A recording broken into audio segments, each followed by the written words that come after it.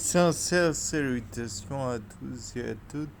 C'est Robert Mars pour vous présenter un nouvel épisode de Gloire en Poppy.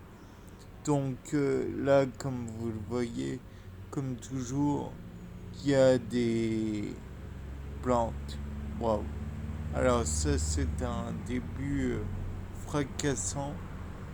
Donc je vous le redis, il y a de l'herbe. Bon, bah, ça, j'ai pas besoin de vous le rappeler. Il y a naturellement de la rhubarbe. Il y a la grande feuille éclairée là. Il y a du céleri qui est dans l'ombre.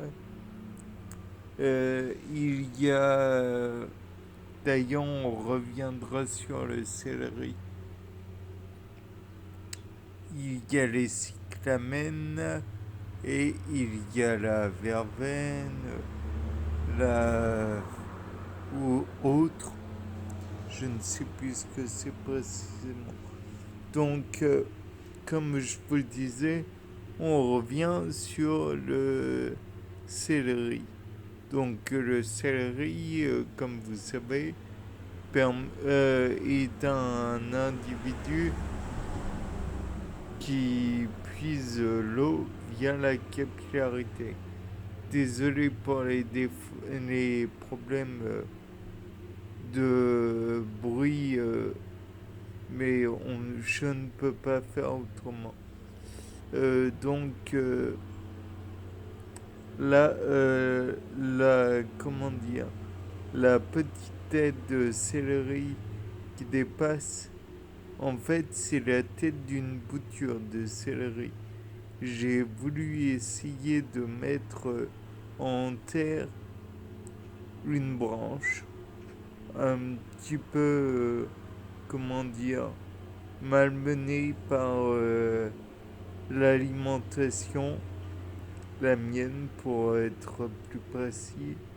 Et donc j'ai voulu ensuite essayer de la mettre dans la terre pour voir si jamais elle pouvait éventuellement pousser, se développer et redonner un individu.